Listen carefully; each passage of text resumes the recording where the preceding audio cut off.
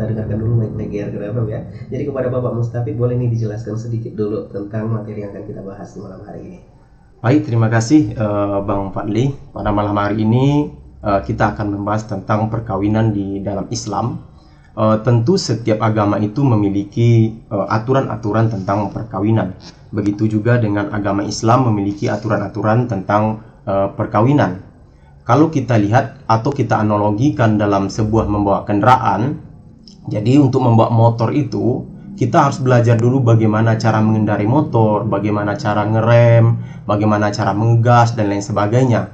Apalagi kita akan menjalankan ibadah seumur hidup, yaitu ibadah perkawinan atau dikatakan sebagai ibadah perkawinan tersebut. Itu adalah ibadah terpanjang umat Islam di dalam hidupnya, karena ini akan berlaku untuk seumur hidup. Maka daripada itu, sebelum melakukan perkawinan tersebut tentu harus ada ilmunya. Bagi pendengar Raw FM yang sudah menikah pun tentu ini juga bermanfaat nantinya. Supaya apa? Supaya bisa membangun keluarga yang sakinah, mawaddah, warahmah. Jadi perkawinan di dalam Islam itu disebut sebagai nakaha yankihu nikahan, yaitu bermakna kawin atau mengumpulkan. Tentu ini mengumpulkan antara laki-laki dan perempuan atau mengumpulkan suami dan istri. Maka itu perkawinan itu disebut juga dengan mitsaqan ghalizan atau ikatan yang kuat. Maka kalau dalam perkawinan ikatan itu lepas atau tidak kuat atau lemah, maka perkawinan itu akan hancur. Makanya di dalam perkawinan tersebut disebut dengan mitsaqan ghalizan, ikatan yang kuat. Jadi ikatan yang kuat antara suami dan istri. Di dalam Undang-Undang Nomor 1 Tahun 74 tentang perkawinan disebutkan tentang makna perkawinan, yaitu ikatan yang kuat antara seorang laki-laki dengan seorang perempuan atau suami istri untuk membangun keluarga yang bahagia berdasarkan ketuhanan yang Maha Esa. Tentu di dalam usul fiqh ada kaidah yang menjelaskan al-aslu fil ibaha litakrim. Asal pada ibadah itu adalah haram illa bidalil, kecuali dengan dalil. Maka dalil perkawinan di dalam Islam itu banyak terdapat dalam Islam. Salah satunya dalam surah An-Nur ayat 32 yang mengatakan wa ankihul ayama minkum wassolihina min ibadikum wa imaikum wa iyakunu fuqara'a yughnihimullahu min fadli wallahu wasi'un alim. Ini adalah anjuran menikah bagi orang-orang yang ingin menikah. Kalaulah sempat ada orang yang khawatir, misalnya khawatir dia menikah tidak cukup uang, atau nanti sengsara dalam perkawinan, atau misalnya ekonomi yang sangat sulit, maka disinilah janji Allah di dalam surah An-Nur ayat 32 bahwasanya Allah akan memampukan bagi orang-orang yang menikah. Saya ingat dulu ketika S2 di Jogja, ada salah satu teman saya itu menikah ketika kuliah S1, dan memang dia kuliah di salah satu kampus yang diberikan uang saku sebesar 500.000 ketika itu, dan dia memantapkan diri untuk menikah. Maka saya ingat waktu itu dia bercerita dia tinggal di kosan yang 3x4 dengan istrinya, dan makan pun sehari cuma 1 kali karena memang untuk menghemat pengeluaran. Tetapi Allah Subhanahu wa Ta'ala membalas niat baik tersebut, dan ketika sekitar 1-2 tahun yang lalu saya ke Jogja bertemu dengan beliau sudah menjadi pengusaha minyak di Indonesia, bekerja sama dengan orang Turki. Tentu ini janji Allah yang Allah sebutkan di dalam surah An-Nur ayat 32 tadi, bahwasanya orang-orang yang ingin menikah Allah akan mampukan mereka baik dari sisi ekonomi dan dari sisi-sisi lainnya. Para pendengar Raw FM dimanapun Anda berada, bahwasanya sebelum melakukan perkawinan tentu ada rukun-rukun yang harus kita siapkan. Yang pertama tentu adanya calon suami, yang kedua adanya calon istri, yang ketiga ada wali, yang keempat ada 2 orang saksi, dan yang kelima ada ijab qabul. Kemudian ada beberapa keadaan mengenai hukum perkawinan ini. Yang pertama, hukum perkawinan bisa dikatakan wajib. Itu bagi siapa? Yaitu bagi orang-orang yang sudah mampu untuk menikah dan dikhawatirkan dia akan melakukan perzinahan. Maka ini hukumnya wajib. Yang kedua ada hukumnya sunnah. Siapa ini? Yaitu orang-orang yang sudah mampu untuk menikah, tetapi dia masih bisa menahan diri dia untuk tidak melakukan maksiat, untuk tidak berzina. Maka keadaan seperti ini hukumnya sunnah. Yang ketiga haram. Ada perkawinan itu hukumnya haram apabila apabila dalam pernikahan tersebut mendatangkan mudarat. Misalnya ada penyakit yang bisa ditularkan kepada pasangan hidup nantinya, maka tentu ini dikategorikan haram. Yang keempat, makruh, yaitu untuk orang-orang yang mampu untuk menikah dan juga mampu menahan diri dari kemaksiatan. Dan yang terakhir, yang kelima, itu mubah, yaitu orang-orang yang mampu untuk menikah dan tidak dikhawatirkan berzina apabila tidak menikah. Inilah 5 keadaan hukum untuk menikah. Jadi kalau para pendengar Rawu FM yang sedang mendengarkan pada malam hari ini ataupun nanti di YouTube Rawu FM, ketika kita melihat atau mengintrospeksi diri, mungkin umur sudah 25 tahun tetapi belum menikah, apa ya hukum menikah bagi saya? Maka yang 5 tadilah hukumnya. Tinggal mencari di mana posisi kita. Apakah posisi kita sudah menikah itu hukumnya wajib, sunnah, makruh, haram, ataupun mubah. Dan itu kita yang menentukannya. Kalau misalnya kita sudah mampu secara ekonomi untuk membiayai, untuk menafkahi anak orang, kemudian kita khawatir nanti lama-lama tidak menikah akan berzina dengan orang-orang lain, maka tentu ini hukumnya sudah dikategorikan sebagai wajib. Jadi setelah terlengkapinya rukun tersebut, maka kita harus mengetahui juga apa tujuan kita untuk menikah. Jangan-jangan tujuan kita untuk menikah hanya hanya menyombongkan diri. Nanti ketika orang bertanya, kamu sudah menikah? Sudah. Jadi dengan menjawab seperti itu, jadi ada kebanggaan diri kita untuk menikah. Padahal di dalam Islam jauh daripada itu, ada tujuan-tujuan yang memang disyariatkan oleh Allah Subhanahu wa taala. Yang pertama tentu tujuan dari perkawinan adalah membentuk keluarga yang kekal dan bahagia. Tentu kebahagiaan ini bisa dicapai ketika memiliki ilmu tentang perkawinan tersebut. Karena menciptakan keluarga yang bahagia, sakinah, mawaddah dan warahmah bukan semudah membalikkan telapak tangan. Tentu ada ilmu-ilmu yang harus dipenuhi, ilmu-ilmu yang harus dicari. Tidak mungkin tidak ada ilmu tentang perkawinan kemudian menikah.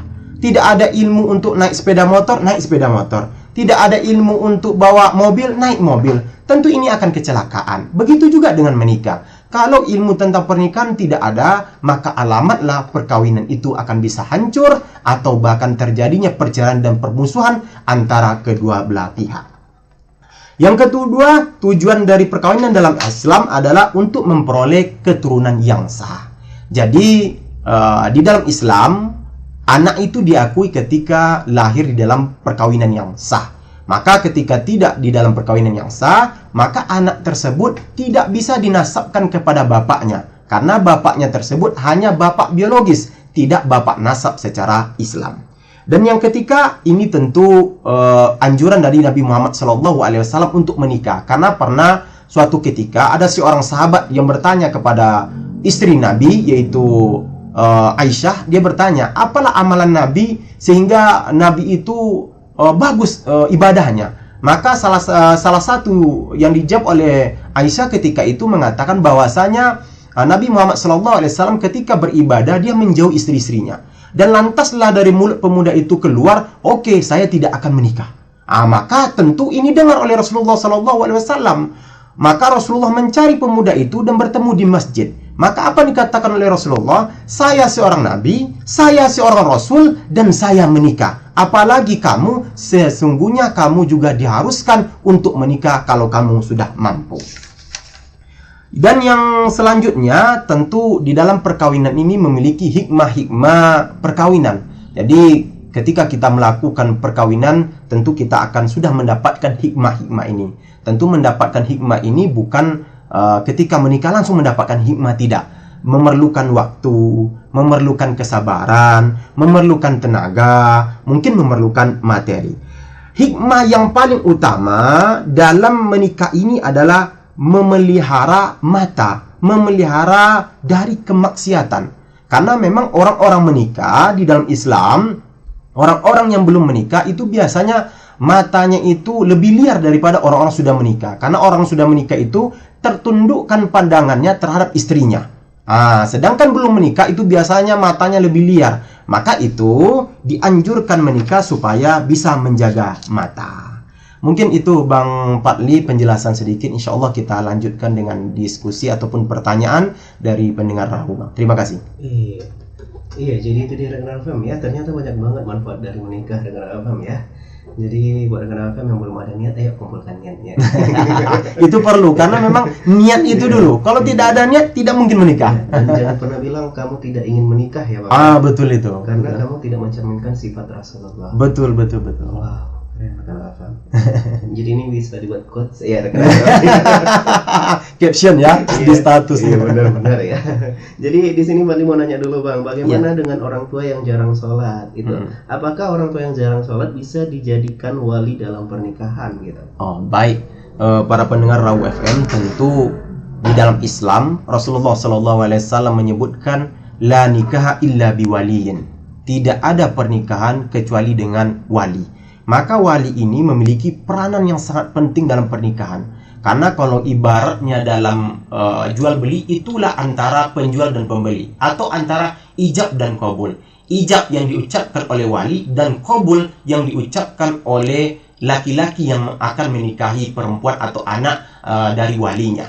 Maka ketika wali tersebut tidak menjalankan syariat Islam, maka ini kita harus hati-hati. Karena memang di kampus itu para pendengar Raw banyak membaca di internet ataupun Google yang memang nanti sumber atau penulisnya tidak diketahui, itu mereka berpendapat bahwasanya haram hukum menjadikan wali yang tidak sholat menjadi wali ketika nikah. Itu sudah keluar dari agama Islam, itu kafir. Mudah sekali untuk mengatakan sahabat atau saudara kita sebagai kafir. Jadi kafir di dalam Islam ataupun seorang ayah atau wali tidak bisa menjadi wali hakim ketika misalnya dia tidak menganggap sholat itu sebagai kewajiban lagi. Maka gugurlah rukun Islam dia. Maka dia baru bisa dikatakan tidak Islam lagi.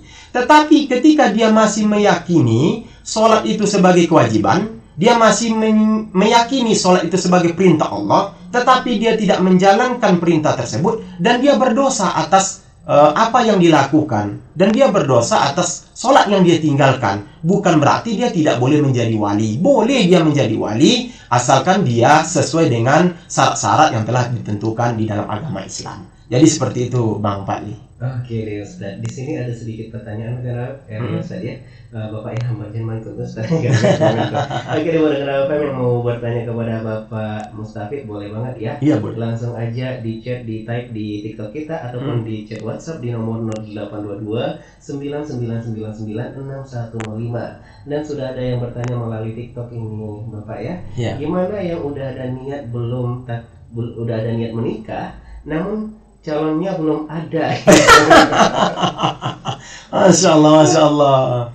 Ini perempuan atau laki-laki yang bertanya nih Bang Fadli? Bertanya perempuan. Perempuan, Masya Allah. Mudah-mudahan saya berdoa, mudah-mudahan di awal tahun ini, mudah-mudahan tahun ini mendapatkan jodoh yang terbaik. Amin. Amin ya Rabbal. Jadi salah satu kenapa saya bertanya laki-laki atau perempuan? Karena tentu ketika itu laki-laki beda nanti cara penyelesaiannya, ketika itu perempuan beda cara penyelesaiannya. Jadi seperti itu. Kalau ketika dia ini perempuan yang bertanya, alhamdulillah punya niat untuk menikah. Karena niat ini sangat diperlukan di dalam perbuatan apapun. Apalagi ibadah seumur hidup menikah. Maka ibadah itu sangat diperlukan niatnya. Jadi dalam perkawinan sudah niatnya itu sudah bagus. Kalau masalah jodoh, karena dia perempuan, jadi saya selalu mengatakan kepada mahasiswi-mahasiswi, silakan iklankan diri. Iklankan ini bukan berarti membuat video-video yang mengundang mata laki-laki, bukan. Tetapi ada kalanya nanti mengiklankan ke paman kita, ke tetangga kita, ke saudara-saudara kita, bahwasanya kita sebagai perempuan udah siap untuk menikah.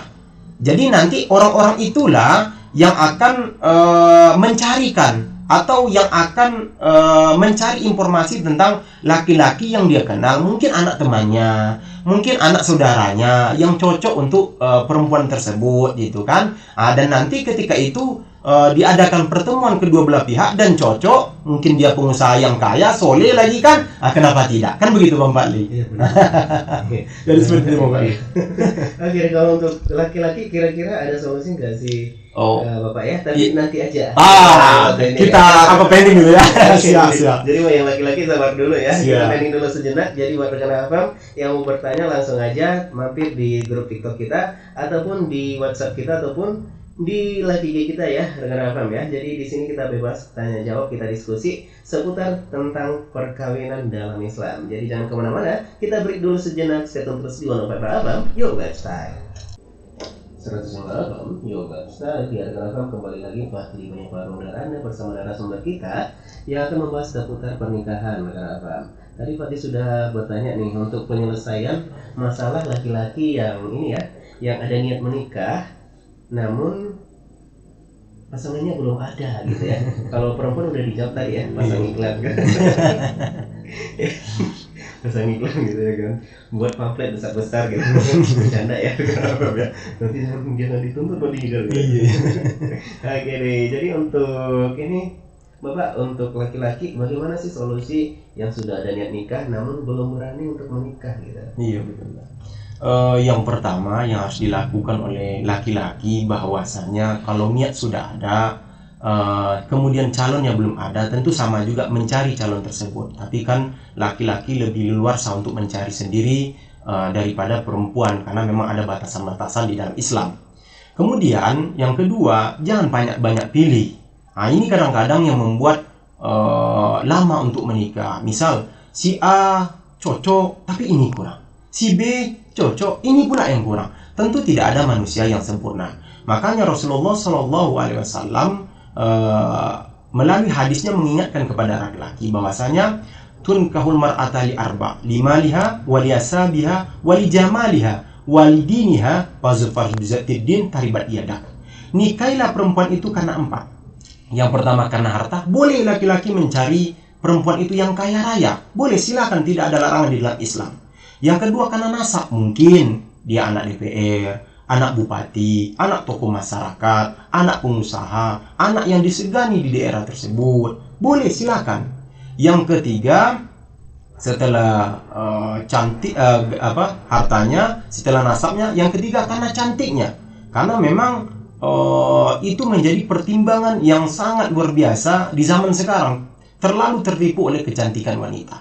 Padahal Rasulullah SAW di dalam hadis ini mengingatkan yang keempatnya itu karena agamanya.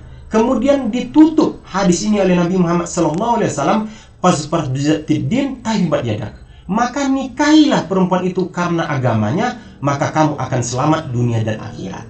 Nah, jadi seperti itu. Kalaulah misal Ustadz, dia kurang kaya Ustadz, tapi agamanya bagus ya, kalau wajahnya sedanglah, tapi dia agamanya kuat, kemudian dia misalnya tamatan pesantren, tapi dia ini kurang, tingginya kurang, mohon maaf ya, tingginya kurang, jangan itu menjadi patokan. Makanya Rasulullah menekankan kalau wanita tersebut agamanya sudah kuat, kurang-kurang yang lain itu bisa dimaafkan. Karena apa? Karena orang-orang atau perempuan-perempuan yang tahu agama, dia akan tahu bagaimana adab terhadap suaminya. Tetapi sebaliknya, kalaulah kecantikan yang dikejar, nanti ketika umurnya sudah 40 tahun, cantik pun pudar. Ketika cantiknya pudar, dan dapat dipastikan mungkin sayangnya pun akan hilang. Tetapi kalau sudah menjadi agama menjadi patokan, dia orang yang paham terhadap agama, sampai kapanpun agama itu akan berada di dalam dirinya, dan sampai kapanpun dia akan sayang dan cinta terhadap pasangannya. Mungkin itu Bang Fahli. Oke deh, itu dia rekan-rekan ya, jawaban untuk laki-laki yang sudah ada niat namun belum ada jodoh ya. Jangan terlalu pilih-pilih kan. Oke, di sini ada yang bertanya kembali ya Bapak ya. Katanya mau tanya, kenapa ada laki-laki yang belum berani untuk menikah namun secara materi sudah mampu tapi mental belum ada? Bagaimana untuk peningkatan mental ini Bapak? Betul. Ini salah satu yang banyak dialami oleh kaula-kaula muda, karena memang kaula-kaula muda kita kan sudah banyak mendapatkan hasil dari pekerjaannya, baik itu pekerjaan di bidang pertanian maupun di bidang online dan sebagainya. Tetapi memang mental ini harus dikuat-kuatkan. Karena apa? Karena kalaulah kita sering melihat di media sosial ada perselingkuhan, baik misalnya suami yang berselingkuh, ataupun istri yang berselingkuh, ataupun ini yang berselingkuh, itu yang berselingkuh. Kalau itulah yang kita tonton setiap saat, maka dapat dipastikan mental kita tidak kuat. Takut diselingkuhi, takut ini, takut itu. Makanya yang ditonton ataupun yang dibaca adalah kisah-kisah romantisme keluarga Rasulullah Sallallahu Alaihi Wasallam. Jadi pernah suatu ketika Rasulullah ini kan sangat romantis kepada Aisyah radhiyallahu anha. Jadi Rasulullah itu karena berdakwah dia pernah pulang malam. Pulang malam dia ketoklah pintu. Rumah Rasulullah itu tidaklah luas, tidak seperti rumah-rumah orang-orang seperti sekarang. Rumahnya kecil. Kalau dapat dipastikan kalau diketok itu pasti dengar. Mungkin Aisyah pada malam hari itu kecapean, bekerja dan sebagainya, dia tidak mendengar Rasulullah SAW mengetok pintu. Apa yang dilakukan oleh Rasulullah? Marah? Tidak. Apakah Rasulullah paginya langsung membentak Aisyah? Tidak. Rasulullah Shallallahu Alaihi Wasallam tidur di depan pintu. Jadi ketika subuh Aisyah membuka pintu, nampaklah sama Aisyah Rasulullah itu tidur di depan pintu. Dan terjadi penyesalan ke Aisyah karena memang dia menyesal kenapa tidak mendengarkan. Begitulah romantisnya Rasulullah. Jadi yang seharusnya tadi marah tidak marah. Karena apa? Karena ada iman dan juga agama yang menahan itu. Makanya kalau suami atau laki-laki, istri ataupun perempuan memiliki pengetahuan agama, apapun selek dalam perkawinan itu tidak akan menjadi bara. Itu yang harus kita tekankan. Tapi sebaliknya, agamanya tidak ada, tidak tahu, yang tahu cuma marah-marah, tidak saling pengertian dan lain sebagainya, maka ini akan menjadi bumerang yang akan menghancurkan rumah tangga tersebut. Di dalam agama memang dikenal bahwasanya saya pernah mendengarkan juga orang-orang kesehatan menjelaskan bahwasanya otak laki-laki dengan otak perempuan itu tidak sama. Jadi kalau sempatlah saling egonya dinaikkan masing-masing, tentu hancur rumah tangga. Otak laki-laki itu antara otak kanan dan otak kiri itu tidak tersambung. Jadi laki-laki bisa membedakan mana yang perasaan, mana yang logika. Sedangkan perempuan otak kiri dan otak kanan itu tersambung. Jadi mereka tidak bisa membedakan mana perasaan dan mana logika. Makanya di dalam hal ini tentu laki-laki lebih didahulukan selangkah. Jadi kalau sempatlah hal ini tidak dipahami, baik dari sisi agama dan sebagainya, maka alamatlah rumah tangga itu akan hancur. Jadi saran saya, tontonlah tontonan yang bisa menguatkan iman untuk menikah. Bacalah bacaan yang bisa menguatkan hati untuk menikah, supaya termotivasi dan akhirnya melangsungkan pernikahan. Mungkin itu Bang Fadli. Iya, jadi buat yang masih ragu-ragu, yang belum ada mental, ya silakan cari referensi ya. Kisah-kisah bahagia gitu. Iya, betul. Jangan yang perselingkuhan terus ditonton. Ini Om malah perselingkuhan gitu. Iya, betul. Gini, jadi di sini Pak kembali menanya kepada Bapak ya. Begini Pak, misalnya ada seorang pria berumur 25 tahun dan berpenghasilan tetap. Apakah sudah wajib untuk menikah gitu? Oh, baik-baik.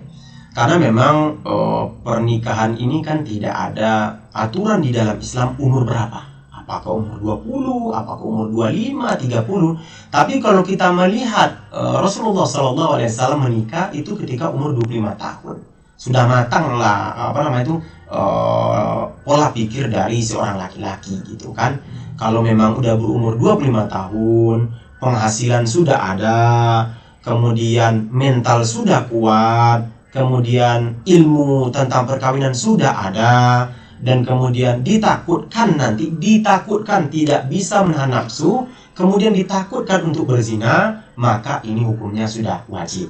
Tetapi kalau dia masih bisa menahan diri, saya memang penghasilannya sudah ada, kemudian calon belum ada, dan alhamdulillah saya masih bisa menahan untuk tidak melakukan pacaran. Karena memang di dalam Islam kalau belum sanggup untuk menikah, maka pisaum, berpuasa kata Nabi Muhammad SAW. Karena memang puasa tersebut bisa menurunkan hawa nafsu dari laki-laki ataupun perempuan. Jadi seperti itu Bang Fadli. Iya. Iya, jadi dia kenapa ya untuk yang masih berumur 25 tahun itu dia jawaban dari Bapak kita ya, kenapa ya. Kemudian di sini Pak ada pertanyaan kembali. Sebelum melangsungkan pernikahan tentu ada ijab kabul gitu ya. Iya, betul. Ketika ijab dan kabul itu tidak boleh terputus Pak, atau bagaimana? Atau mungkin sehingga ketika kata tunai harus panjang gitu. Iya. Tunai ya. Saya terima gitu. Baik di dalam Islam, ijab dan kabul itu tidak ada diatur secara detail. Yang diatur di dalam Islam itu ijab itu menyerahkan, qabul itu menerima. menyerahkan oleh wali si perempuan menerima oleh calon suami dari perempuan tersebut. Jadi tidak ada aturan. Tetapi kebiasaan-kebiasaan penghulu ataupun KUA di tempat kita itu biasanya memang mereka membuat adat kebiasaan aturan bahwasanya nanti kalau terputus tidak tidak afdol gitu kan, tidak sah gitu. Jadi maksud di dalam hukum Islam ataupun perkawinan dalam Islam yang tidak boleh terputus itu adalah yang tidak boleh terputus antara ijab dan qabul dengan perkataan lain. Misal, saya nikahkan anak kandung saya si A denganmu dengan mas kawin seperangkat alat sholat tunai. Jadi gimana nih? Cerita dia dulu. Kemudian baru diterima nanti sama calon suaminya. Saya terima, maka itu tidak sah ijab qabulnya. Tetapi selagi tidak ada diselingi oleh candaan, oleh kata-kata, oleh kalimat antara ijab dan qabul, maka di dalam Islam itu sah. Tetapi di dalam kebiasaan itu biasanya penghulu-penghulu itu jangankan untuk terpisah. Kadang-kadang kalau misalnya walinya mengatakan saya nikahkan, kemudian laki-laki calon suami menjawab aku terima. Jadi ayahnya memakai saya, sedangkan calon suami memakai aku, itu ada juga yang dibatalkan karena tidak sama katanya. Jadi kalau saya di awal, saya juga di akhir. Jadi ada juga, tetapi secara Islam itu tidak masalah. Mungkin itu Bang Fadli. Kiri. Jadi untuk yang takut-takut waktu ijab qabul itu belajar lebih dalam dulu. Betul. Karena memang ada kondisi seberapa kuat pun mental orang ketika ijab qabul itu ada rasa-rasa kita diperhatikan oleh ribuan orang. Jadi sekencang apapun AC-nya, sekuat apapun kipas anginnya, itu biasanya keringatnya sebesar biji jagung itu Bang Fadli. Karena apa? Karena saking grogi, karena nanti sebentar lagi akan ijab qabul dan memiliki istri. Seperti itu Bang Fadli. Jadi tekanannya besar Pak ya. Oke, di sini Pak ada yang bertanya melalui TikTok kita juga ya Pak ya. Iya. Apa sih amalan atau ibadah yang perlu kita lakukan agar cepat dan siap untuk menikah? Baik, amalan ya. Ini setiap orang pasti berbeda-beda amalan-amalannya yang dilakukan. Ada yang memperbaiki sholat wajibnya, juga ada memperbaiki sholat duhanya. Tetapi yang mungkin yang saya rasakan sekali manfaatnya ketika memantapkan untuk menikah ketika itu memperbaiki sholat tahajud. Karena memang ketika di saat orang sedang tidur terlelap di dalam mimpinya, kemudian kita menangis di hadapan Allah Subhanahu wa taala di sepertiga malam, tentu itu doa akan diijabah langsung oleh Allah Subhanahu wa taala. Maka perbaiki saja sholat tahajud. Yang misalnya belum melakukan sholat tahajud, maka mulai dari malam ini sholat tahajudlah. Yang sudah melakukan sholat tahajud, maka mintalah, kalau perlu cucurkan air mata untuk meminta kepada Allah Subhanahu wa taala, tunjukkan sisi lemah kita sebagai hamba. Karena memang kita sebagai hamba, sedangkan Allah sebagai sang Khalik pencipta, kita tahu kita itu adalah dhaif, lemah. Maka kita tunjukkan kepada Allah kita lemah, dan hanya dialah yang memberikan kekuatan kepada kita. Supaya apa? Supaya kita kuat nanti untuk menikah. Mungkin itu Bang Fadli. Iya, boleh ya. Jadi yang menyerah tetap usaha. Iya, itu betul. Usaha dan doa ya, ya. Dan di sini ada pertanyaan kembali ya Pak ya. Ini memang masalah anak muda banget ya. Kita sudah dekat dengan seseorang bertahun-tahun, baik 3 tahun, 5 tahun, tetapi ayahnya atau orang tuanya tidak memberikan kita izin untuk menikah dengan anaknya. Bagaimana solusinya? Masya Allah, itu memang luar biasa kasusnya. Ini memang kadang-kadang viral juga di TikTok hal seperti ini. Tapi satu hal yang saya ingin kasih tahu ke anak muda, kalau nanti misalnya tidak diizinkan untuk menikah dengan anak gadisnya, sedangkan kita sudah dekat mungkin 3, 5, bahkan sampai 10 tahun, jangan melakukan sesuatu yang dilarang oleh agama. Karena memang saya tengok di beberapa tempat itu kan, ada yang melakukan, mohon maaf, kawin lari atau berzina, supaya nanti perempuan itu hamil baru dinikahkan oleh orang tua. Jangan seperti itu. Sportif gentleman jadi laki-laki. Kalau memang nanti sudah beberapa kali datang ke rumahnya dan ditolak dengan berbagai alasan, maka lepas dan ikhlaskan. Tapi kalau memangnya belum ikhlas, ada sebenarnya aturan di dalam hukum di Indonesia ini. Di dalam hukum Islam itu disebut dengan wali adol. Wali adol itu adalah wali yang tidak mau menikahkan anaknya kepada laki-laki tersebut. Tentu dengan syarat laki-laki itu harus soleh. Jadi kalau dia misalnya pemabuk, pemain skater, judi online gitu kan, wajar dia tolak. Tetapi laki-laki itu yang datang soleh, kemudian dia bisa menjaga anaknya, sudah mapan secara keuangan, ditolak, maka ada caranya. Itu disebut dengan wali adal. Caranya bagaimana? Caranya memasukkan perkara ke pengadilan agama. Maka pengadilan agama nanti yang akan memanggil ayahnya untuk meyakinkan itu. Tapi sebelum itu tentu ada adat istiadat yang ada di tempat kita. Jangan cepat-cepat ke pengadilan, jangan. Biasanya kita lihat dulu, makanya kita harus observasi dulu calon mertua itu. Jangan petantang-petenteng tiba-tiba datang, jangan. Yang perlu kita tahu dulu, kita observasi apa hobinya. Itu kita tanya, apa hobinya. Nanti misalnya hobinya nonton bola, maka kita cari referensi tentang bola, cerita bola kita dulu. Nah, kalau misalnya nanti kita misalnya sholat jamaah di masjid A, sedangkan ayahnya itu sholat di masjid B, maka kita pindah sholat ke masjid B itu, supaya ini menarik perhatian. Jadi nanti ketika dia sudah menolak, dia lihat kita, mantap juga anak muda ini yang datang ke rumah, ternyata dia sholat jamaah terus ya. Kemudian nanti dia aktif juga di kalangan masyarakat, ternyata baik juga di masyarakat. Kemudian ketika diajak cerita nyambung. Padahal kita tidak tahu bola, tetapi karena ingin mendekatkan diri kepada calon mertua tersebut, kita cari referensi tentang bola. Maka itu usaha kita sebagai laki-laki gentleman. Dan jangan pernah melakukan sesuatu yang dilarang oleh agama Islam, apalagi sampai melakukan perzinahan, supaya dinikahkan dengan anaknya tersebut. Mungkin itu Bang Fadli. Iya, jadi itu dia rekan Azam ya. Bagi yang tidak dapat izin, tidak dapat restu, lakukan pendekatan ya. Iya, bila perlu bawa martabak satu truk ya. Insyaallah. Jadi di sini ada pertanyaan kembali Bapak ya. Di sini katanya pada saat pesta pernikahan perempuan kan mesti pakai make upan, pakai skin care itu ya Pak. Iya, skin care. Apakah ada tips supaya sholatnya tidak terlewatkan, tidak tertinggal, tetapi skin care-nya tetap menetap gitu.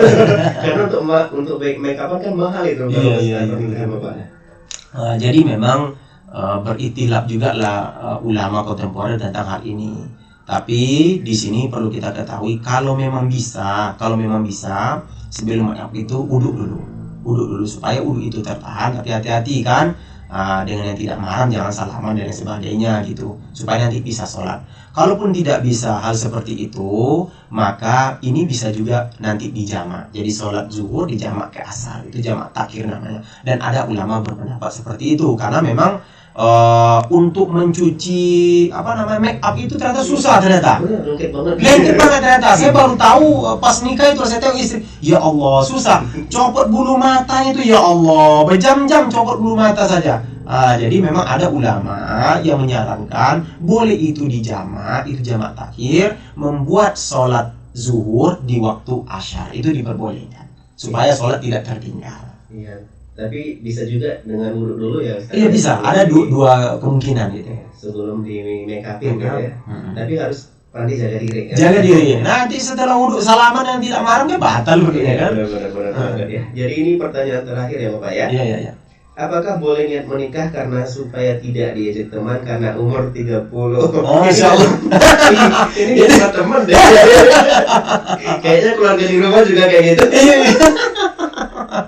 Betul itu Bang Fadli, karena memang biasanya kan kita anak-anak muda nongkrong gitu kan dengan seumuran gitu kan, kawan sudah punya anak satu, kemudian dibawa ke tempat tongkrongan, kemudian diajak, ya belum nikah, saya sudah punya anak. Itu menjadi beban mental bagi orang-orang yang belum menikah tentunya. Tapi perlu ketahui bahwasanya niat dalam pernikahan itu hanya satu, yaitu menjalankan ibadah kepada Allah Subhanahu wa taala. Karena orang yang sudah menikah itu sudah sempurna agamanya separuh. Separuh lagi itu amal-amalan soleh. Jadi kalau orang yang belum menikah, dia hanya menjalankan separuh agama itu. Jadi dia ketika menikah udah penuh separuh adalah amal-amalan soleh. Maka niatkan nikah itu, niatkan ibadah seumur hidup itu lillahi ta'ala, karena Allah Subhanahu wa ta'ala. Mungkin itu Bang Fadli. Iya, jadi itu dia rekan-rekan ya. Jawabannya untuk yang udah 30 tahun ya. Termasuk kayak Mali kayaknya diserang terus. Masyaallah. Kayaknya udah kayak alarm dah. Jawaban, kapan kau nikah? Iya. Gitu ya kan. Enggak cuma temen yang ngejek. Ya gitu ya. Jadi itu dia rekan-rekan, untuk rekan-rekan ya masih bingung-bingung seputar dari pernikahan. Halo Kak Siti Habibah, ini dari Sibolga katanya lagi mendengarkan ya. Oke deh, jadi itu dia talkshow kita di malam hari ini ya, rekan FM ya, bersama dosen UIN Syahada Kota Bandung Selingkuhan. Jadi boleh dibuat kesimpulan untuk talkshow kita Bapak. Baik, terima kasih. Bagi para pendengar Rawu FM yang mendengarkan pada malam hari ini maupun yang menonton di YouTube nanti, bahwasanya sebelum melangsungkan pernikahan tersebut, carilah ilmu sebanyak-banyaknya. Carilah referensi tentang perkawinan sebanyak-banyaknya.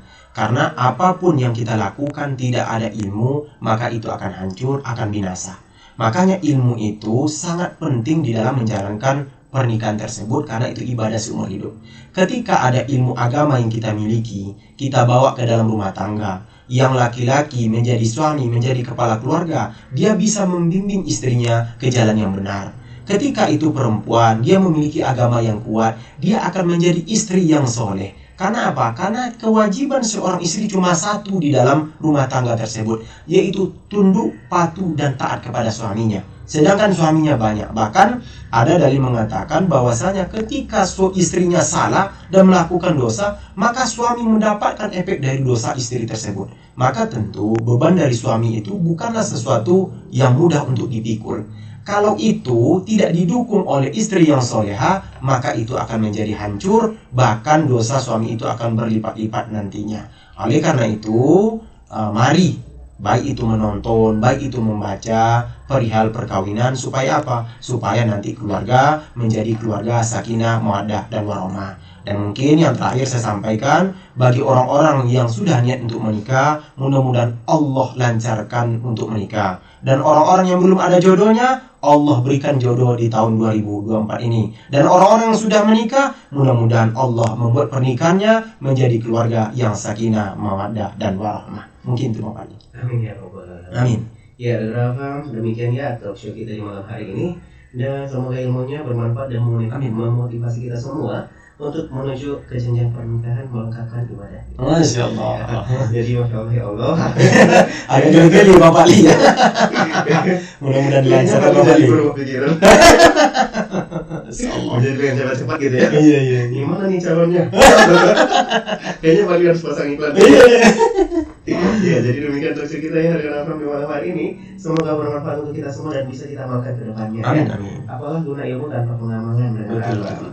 Jadi Fadli juga tidak lupa mohon maaf apabila ada kesalahan baik yang disengaja maupun yang tidak disengaja rekan FM. Akhir kata dari kita berdua, wassalamualaikum warahmatullahi wabarakatuh.